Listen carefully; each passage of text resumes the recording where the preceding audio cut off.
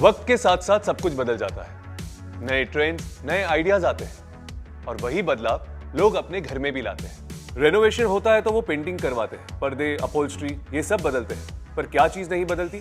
Furniture.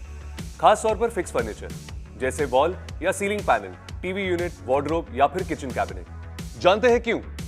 क्योंकि पुरानी laminates को उखाड़कर उस पे नई लैमिनेट को फिक्स करना मतलब ज्यादा समय, ज्यादा खर्चा, यानी महाझंझट। इसीलिए कस्टमर्स ये कदम नहीं उठाते और आप भी ऐसी साइट्स लेने के लिए कतराते जहां इतनी झंझट हो। पर अगर मैं आपसे कहूं कि बिना पुराने लैमिनेट को उखाड़े उस पर नया लैमिनेट फिक्स किया जा सकता है, जिससे कस्टमर के पूरे घर को नया लुक मिलता है और आप भी पुराने लैमिनेट को उखाड़ने से बच जाते हैं, तो आप पूछेंगे कैसे?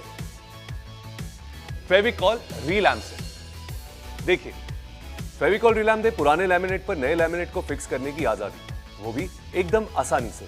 तो देर किस बात की, आइए देखते हैं फेविकॉल रीलैम्प को इस्तेमाल करने का सही तरीका। जिस पुराने लैमिनेट पर नए लैमिनेट लगाना हो, उसके सरफेस को पहले अच्छी तरह जांच लें।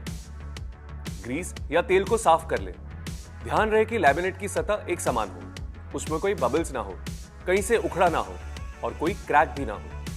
अब इस लैमिनेट कटर से सरफेस पर ऐसे चीरा लगाएं। ध्यान रहे हर चीरे के बीच आधा इंच का फासला होना चाहिए। अब पुराने लैमिनेट को एक साफ कपड़े से अच्छे से साफ कर लें। फेविकॉल रीलैम्प के कार्ट्रिज के नोजल को बीचों बीच काट लें और कार्ट्रिज को सीलिंग गन में लोड कर लें। अब इस गन से फेविकॉल रीलैम्प को चीरों पर लगाएं। अगर सरफेस पर कहीं छेद हो तो वहां ज्यादा ग्लू डालकर उसे भर लें। अब फेविकॉल रीलैम्प को इस बड़े दांतों वाले स्प्रेडर से फैलाएं। अब नए लैमिनेट को पुराने लैमिनेट के सरफेस पर फिक्स कर लें। अब एक साफ कपड़े की मदद से लैमिनेट पर उचित प्रेशर डालें। अब लैमिनेट को एक बार उठाकर देख लें कि ग्लू नए लैमिनेट पर ट्रांसफर हो गया है या नहीं।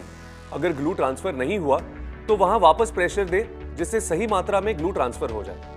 अगर लैमिनेट कहीं से उठने लगे या किसी मरोड़ को कवर करने की जरूरत हो तो सिर्फ उसी जगह पर मास्किंग टेप लगाएं, ताकि इन जगहों पर भी बॉन्डिंग अच्छे से हो सके। मास्किंग टेप लगाते वक्त ध्यान रहे आपके हाथ एकदम साफ हो। 6 से 8 घंटे बाद आप रंधा कर सकते हैं और 24 घंटे बाद कटिंग कर सकते हैं। तो देखा आपने, लैमिनेट चाहे कितना भी पुराना हो, हॉरिजॉन्टल हो या फिर वर्टिकल, बेफिक्री से बिना उखाड़े उस पर नया लैमिनेट फिक्स कीजिए और फेविकॉल रीलैम्प से अपने कस्टमर को नया घर दीजिए।